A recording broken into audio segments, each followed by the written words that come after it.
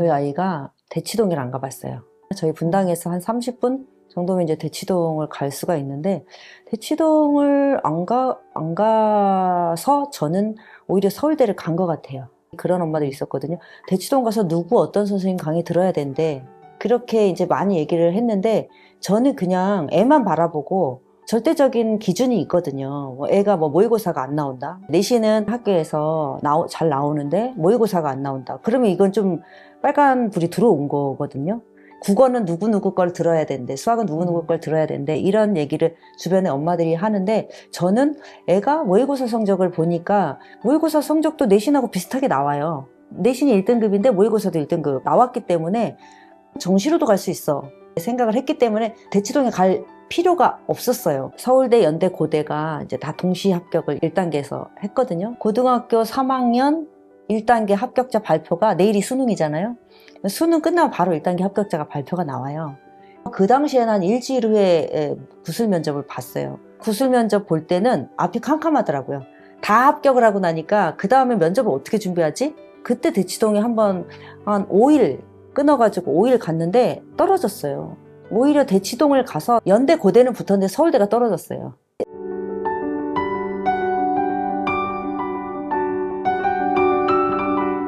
분당에 있는 일반고에서 서울대 국문과를 아이를 보냈고, 서울대 국문과 졸업하고 로스쿨을 가서 지금 이제 변호사로 활동하고 있습니다. 저희 아이를 키웠던 어떻게 공부를 시켰어요? 이렇게 질문을 많이 하시는 분들이 있는데, 그런 것들을 조금 더 공개적으로 소통하고 싶어서 입시 읽어주는 엄마 유튜브를 하고 있습니다. 분당에 있는 일반고에서 서울대 의예과를 보낸 아이 엄마 최주화라고 합니다. 저 같은 경우는 초등학교 때는 저희가 시골에 있는 학교에서 살았습니다. 보내고 초등학교 고학년 때 학군지로 이제 이사를 하면서 중학교부터 과목별로 조금 뒤쳐져 있는 과목들을 따라잡기 위해 가지고 굉장히 많은 애로사항도 겪기도 했는데, 여러 가지 아이를 키우면서 경험했던 것들을 어머니들한테 나눠주고 싶어서 이렇게 저희가 모여서 하게 되었습니다. 교육기자로 되게 오랜 기간 활동하시면서 수많은 학부모랑 현장을 봐오셨는데, 서울대 엄마들의 비밀 입시 토크 쓰시면서 입시 전문가가 아니라 엄마로서 좀 독자들한테 전하고 싶었던 이야기가 있으실까요? 20년 동안 교육 전문 기자를 하면서 학부모님들도 만나고, 뭐 학교 선생님도 만나고, 뭐 학생도 만나고,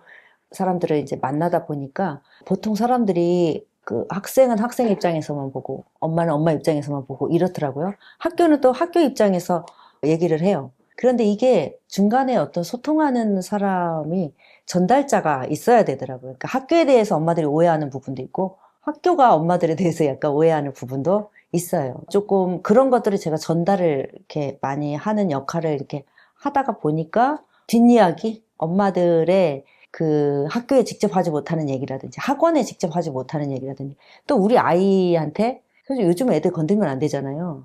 애들한테 하고 싶은 얘기, 이런 것들을 조금 대신 전해준다? 이런 느낌으로 수다를 우리가 떨기 시작했는데 반응이 좋아서 이거를 책으로 만들어서 부모님들하고 조금 더 유튜브에서는 전하지 못한 얘기를 좀 전해보자, 소통해보자 해서 책을 쓰게 됐어요. 이제 먼저 가본 길이고 이제 다시 되돌릴 수가 없는 길이니까, 먼저 가본 사람이 선배로서 친한 동네 언니처럼 알려주고 싶어서 시작했던 것 같습니다. 아무한테도 말하지 말고 자기만 딱 알고 있어. 이런 카피가 좀 학부모들의 마음을 사로잡는 것 같습니다. 작가님들이 교육기자로서도 좀 오래되셨고 학생들도 가르치신 기간도 굉장히 기신데, 엄마들만의 좀 비밀스러운 비법 같은 게 있다면 그게 무엇일까요? 입시에서 약간 정보력의 본질이 어디에 있다고 보시는지 그 두 가지가 좀 궁금합니다. 둘 다 분당이잖아요. 분당 지역이 대치 정도까지는 아니지만 그때 학군지 지역이잖아요. 오전에 카페 같은 데 이제 브런치 엄마들 많이 모이잖아요. 오전에 브런치를 가면 거의 다 엄마들이에요. 거의 모든 엄마들의 대화가 다 교육 얘기예요. 네, 그럴 정도로 굉장히 교육에 대한 관심이 정말 너무 높아요. 저도 그런데 좀 참여해보고, 또 다른 옆자리에서 하는 엄마들의 얘기도 또 듣고, 이러다 보면은 좀 카더라도 많고 이렇거든요. 같이 얘기를 나눠보고 이러다가 굉장히 아닌 정보, 오정보나 카더라, 이걸로 엄마들이 이제 지배를 받아요. 전에도 기자를 이렇게 하다가 보니까 모든 입시 정보는 정확해야 돼요. 그러니까 팩트가 굉장히 중요한데 카더라로 이렇게 소통하는 게 아니라 정확하게 입시 정보를 저는 취합을 하고 취재를 해서 글을 써야 되니까 이런 것들을 제가 한 20년을 하다 보니까 엄마들한테 이걸 알려주고 싶었어요. 우리 애가 지금 대학을 안 가고 고등학생이다? 그러면 이거 다 안 까발리지 않아요? 저는 이거 안 보여줄 것 같아요. 근데 이제 다 갔으니까, 이제는 다 갔으니까, 그리고 너무 많이 봤어요, 엄마들이. 그렇게 정보를 사냥하듯이 다니면서 그대로 아이의 성적과 실력이 돼서 좋은 결과를 내면 좋은데, 보통은 엄마들은 가서 입시 정보를 사냥을 하고, 아이들은 공부를 안 하고, 거의 다 입시가 보면 불안으로 시작해서 불만으로 끝나는 경우가 너무 많아요. 거의 뭐 95%가 그렇게 입시를 끝낼 거예요. 이런 시행착오를 하지 말아야 되겠다. 그런 시행착오를 먼저 가본 엄마가 전달해줘야 되지 않을까? 우리는 믿고 와도 됩니다. 우리가 뭐 수익활동 하는 사람들이 아니니까. 그런 생각으로 이렇게 활동하고 있어요. 네. 정확한 정보라고 했을 때 그 엄마들이 좀 갖출 수 있는 경쟁력? 그러니까 정보력의 본질 같은 거는 또 뭐라고 생각하시는지. 대단한 정보가 있는 게 아니에요. 저는 그거를 좀 허상을 깼으면 좋겠어요. 정보가 굉장히 많으면 애 대학을 잘 가는 게 아니라요. 일단 애가 엉덩이 붙이고 앉아서 공부를 해야 돼요. 그리고 성적이 나오는 공부를 해야 돼요. 입시는 그게 서바이벌이고 완전히 냉정하거든요. 입시 정보도 애가 공부를 잘해서 성적이 나왔을 때 거기에서 전략이 나오는 거고요. 애가 공부를 못한다? 그런데 엄마가 엄청 전략 잘 세워서 잘 갈 수 있나요? 그러지는 않거든요. 그래서 입시 정보의 본질이라는 거는 방법 또는 애를 어떻게 공부를 정서를 해치지 않으면서 애가 공부를 엄마하고 친하게 지내면서 싸우지 않고 공부를 잘할 수 있는가가 저는 가장 중요한 입시 정보의 본질이라고 생각해요. 제가 한 2시간 정도 학부모 특강을 통해서 중학교에서 고등학교 올라가는 엄마들이 가장 정보에 민감하거든요. 이제부터 우리 애가 고등학교 3년을 펼쳐낼 거니까 다 모든 게 궁금하시잖아요. 2시간 동안 엄마들한테 그 정보를 다 모든 거, 엄마로서 알아야 될 모든 정보를 다 알려드려요, 제가. 다 알려드리고 제가 딱 마지막으로 정리하는 말이 입시 정보는 더 이상 이걸로 끝이다. 그리고 이제부터 애 공부하는 일만 남았다 그래요. 엄마가 이렇게 완전히 풀 세팅을 했단 말이에요. 입시 정보로. 근데 애가 성적이 안 나오면 이만큼 허망한 게 없어요. 이게 제일 허망한 겁니다. 그리고 비극이고. 부모님들이 되게 궁금해하는 것 중에 하나가 대체 대치동 애들은 어떻게 공부를 할까? 그걸 진짜 많이 궁금해하시거든요. 대치동 학부모들의 입시 전략이 평범한 학부모들의 입시 전략하고 좀 많이 다르다고 생각하시는지, 서울대 엄마들의 입시 전략이 대치동 전략이랑 조금 이런 부분에서 달랐다 하는 게 있었는지. 대치동이 교육의 산실이래요. 그렇게들 표현을 하는데 정보는 넘쳐나요. 정보는 넘쳐나는데 가장 기본적인 게 뭐냐면 내 아이랑 맞는지 아이 성향을 파악하는 게 이제 기본인 것 같고요. 그 정보들이 쏟아지는 그 정보 속에서 엄마 혼자 공부해서 되는 게 아니고 각자 자기 아이에 맞는 그 기준들이 있을 거 아니에요. 많지만 이게 양적인 거 외에 아이한테 맞추려면 이제 질적인 것도 필요하니까 스케줄도 중요하고 어떻게 플랜을 짤 것인지 정확하게 아이한테 들어가는 것도 필요할 것 같거든요. 서울대 엄마들은 어떻게 했냐고 그러는데 많은 정보들 사이에서 저희 입장에서는 학년이 올라가면 올라갈수록 이제 자기주도적인 공부가 돼줘야 되니까 하루아침에 되는 게 아니잖아요. 정서적인 면도 있고 그다음 학업적인 면도 있고 그러려면은 이제 가장 중요한 게 성향부터 파악을 해서 시작을 하는 게 기본인 것 같습니다. 저희 아이가 대치동을 안 가봤어요. 저희 분당에서 한 30분 정도면 이제 대치동을 갈 수가 있는데 대치동을 안 가서 저는 오히려 서울대를 간 것 같아요. 그런 엄마들이 있었거든요. 대치동 가서 누구 어떤 선생님 강의 들어야 되는데 그렇게 이제 많이 얘기를 했는데 저는 그냥 애만 바라보고 절대적인 기준이 있거든요. 애가 모의고사가 안 나온다. 내신은 학교에서 잘 나오는데 모의고사가 안 나온다. 그러면 이건 좀 빨간 불이 들어온 거거든요. 국어는 누구누구 걸 들어야 되는데 수학은 누구누구 걸 들어야 되는데 이런 얘기를 주변에 엄마들이 하는데 저는 애가 모의고사 성적을 보니까 모의고사 성적도 내신하고 비슷하게 나와요. 내신이 1등급인데 모의고사도 1등급 나왔기 때문에 정시로도 갈 수 있어 생각을 했기 때문에 대치동에 갈 필요가 없었어요. 서울대, 연대, 고대가 이제 다 동시 합격을 1단계에서 했거든요. 고등학교 3학년 1단계 합격자 발표가 내일이 수능이잖아요. 수능 끝나면 바로 1단계 합격자가 발표가 나와요. 그 당시에는 한 일주일 후에 구술 면접을 봤어요. 구술 면접 볼 때는 앞이 캄캄하더라고요.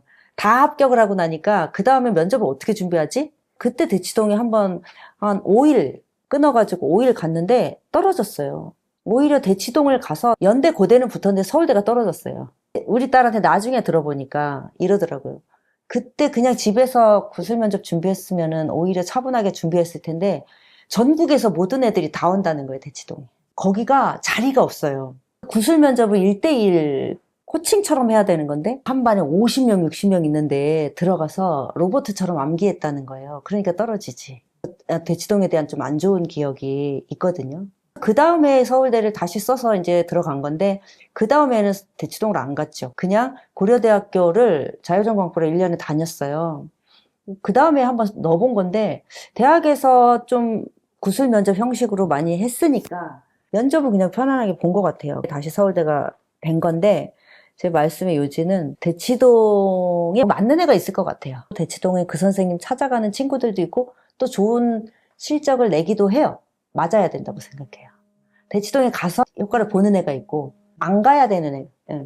모든 아이들이 다 대치동에 가면 안 좋다. 이거는 아닌 것 같고 어떤 애는 대치동에 가서 자극을 좀 받고 우물안 개구리처럼 안에서 내신만 막 보고 수능 최저 이런 거 못 맞추는 애들이 더 많아요. 그런 애들은 대치동 가서 좀 자극받고 수능형으로 공부하는 것도 배우고 하면 좋고 굳이 안 가도 되는 애들. 저희 딸 같은 경우는 굳이 안 가도 되는 케이스였던 것 같고 아이의 성향에 따라서 대치동 활용법은 좀 다른다. 책에서도 결국에는 아이 성향 따라서 좀 전략 세우는 게 제일 중요하다는 말씀을 되게 많이 하시는데요. 전략이 있는 엄마, 판단이 빠른 엄마들은 남들보다 학원비 훨씬 적게 쓰면서도 더 결과를 잘 얻는다고. 내 아이 성향을 어떻게 파악해야 할지 아이 수준에 맞는 교육이 중요할 텐데 막막해 하시는 분들이 있을 것 같아요. 진짜 학원비 너무 많이 들어요. 진짜. 솔직히 말씀드리면 애를 서울대 보내야지라는 목표를 세우고 키운 적이 없어요. 목표가 그렇게 높지 않았고 초등학교 때는 대학을 생각해 본 적이 없는 것 같아요. 지금 학부모님들 너무 입시 정보가 많아서 실제로 이제 대학에 들어간 학생들이 어떻게 공부했다라는 정보도 너무 많으니까 초등의대반도 생기는 거잖아요. 그런 정보들이 사교육을 더 막 유발시키는 것 같은데 엄마로서 애가 공부를 잘했으면 좋겠다. 이런 욕심이 별로 없었고 얘가 어느 대학을 갈까? 인서울을 할 수 있을까? 이런 생각도 안 하고 저는 언제까지 그렇게 지냈냐면 중3 때까지 그렇게 지냈어요. 애가 어느 대학 간다라는 말을 입 밖으로 낸 적이 없어요. 성적이 얼마나 좋고 몇 점이고 중학교 때도 이렇게 현미경으로 애가 지금 어느 단계고 막 이렇게 민감하게 들여다보고 이런 성격이 아니고 바빴어요. 좀 괄괄한 성격이라 제가. 그리고 일을 하면 이제 막 몰두해서 그쪽에 빠져 있어가지고 그냥 애 밥 챙겨주는 정도? 제 성향은 조금 애하고 친하고 수다 떠는 걸 좋아했어요. 일을 하고 뭐 이래서 무관심했다는 게 아니라 관심은 엄청 많은데 그게 성적이 초점은 아니었던 것 같아요. 학원도 그냥 남들 다니는 정도? 영어를 초등학교 1학년 때부터 중학교 2학년 때까지 한 학원을 보냈는데 대형 학원을 그 학원의 비용이 한 16만 원 정도부터 시작해서 중학교 2학년 때는 한 45만 원 정도 들었던 것 같아요. 그게 제가 사교육비 제일 많이 쓴 거거든요. 영어 학원을 왜 끊지 않고 계속 보냈느냐? 제가 어떤 전략이 있어서 그런 게 아니라요. 그냥 얘가 좋아했어요. 그 영어 학원을 좋아했어요. 걔가 좋아하니까 그 학원이 원비가 올라가거나 뭐 이래도 그냥 하게 되더라고요. 학원을 좋아한 이유가 단어를 막 쪼개서 암기시키는 게 아니라 스토리북 같은 것들을 이제 동화 같은 것들을 주로 읽으면서 그거를 통으로 암기하고 그러면서 그걸로 이제 말하는 거 좋아하고 독서 수준이 계속 올라가더라고요. 꽤 두꺼운 뭐 해리포터 같은 것도 나중에 한 6학년 중학교 올라가서는 해리포터 같은 것도 읽고 그래서 그게 참 신기해가지고 그 정도로 생각했던 것 같고 수학을 얘가 굉장히 수학을 못한다는 거를 인지를 한 게 초등학교 6학년 때 애한테 무관심했구나. 레벨 테스트를 봤는데 30점 이렇게 나왔거든요. 제가 놀래가지고 그때부터 좀 수학에 돈을 썼어요. 그때 제가 잘못한 게 뭐냐면 애가 30점이 나오니까 애도 놀래고 저도 놀래가지고 영재 수학하는 분을 섭외를 해가지고 그분한테 팀을 짰어요. 한 달에 150만 원씩 한 4개월을 초등학교 6학년 때부터 한 것 같아요. 그러니까 애가 수학에 완전히 경기가 들은 거예요.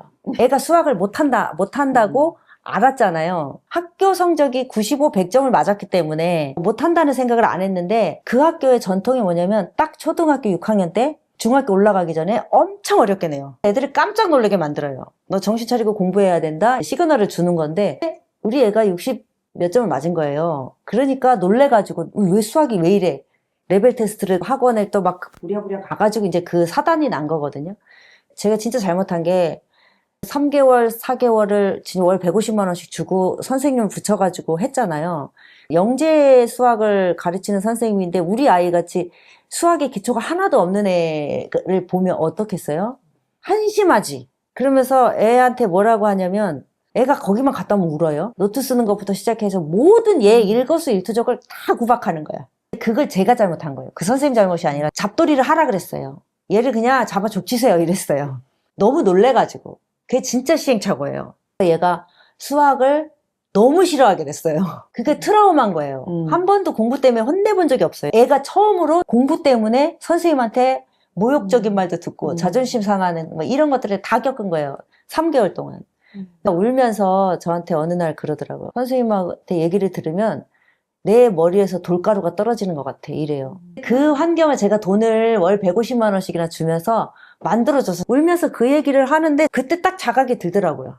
여기 보내면 안 되겠다. 그냥 끊었어요. 그러니까 이제 더 길이 없는 거예요. 이분이 우리 딸을 잡아주면 수학을 잘할 줄 알았는데 이것도 이제 망친 거고 애는 트라우마만 생긴 거잖아요.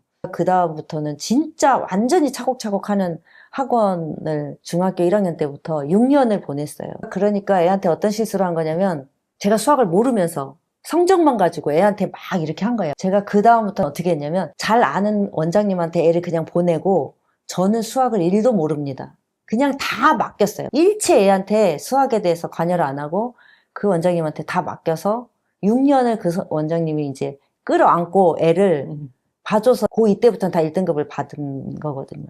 그 학원은 그냥 평범한 학원이라서 그냥 한 달에 30만 원짜리 학원이에요. 150만 원씩 써가면서 그렇게 하는 것이 애를 더 망칠 수 있다. 수학 초등의대반, 7세고시 이런 게 저는 약간 그런 것 같아요. 우리 아이가 공부할 준비가 안 돼 있는데 이게 필요하대. 너는 지금 이거 안 하면 큰일 나. 이래가지고 데려가가지고 제가 그렇게 만든 거잖아요. 그걸 극복하는데 사실 한 4년, 5년 매일 울었어요. 수학 때문에. 매일 울었어요. 고등학교 1학년 때까지도 매일 울었어요. 30점이라는 거가 너무 충격적인 거예요. 근데 나중에 알고 봤더니 거기에 영재학원이기 때문에 비일비재하게 3, 40점을 받는데 그렇게 못하는 게 아니래요.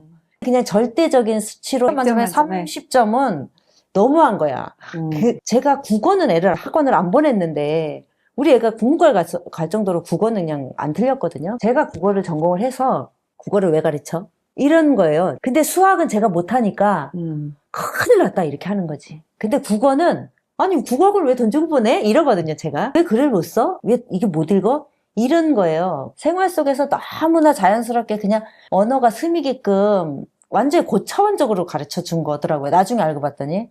근데 그냥 흘러간 거지. 엄마가 가진 게 애한테 흘러간 거고요. 엄마가 가진 그 불안, 겁, 수학에 대한 그 공포? 이게 그대로 애한테 흘러간 거예요. 네.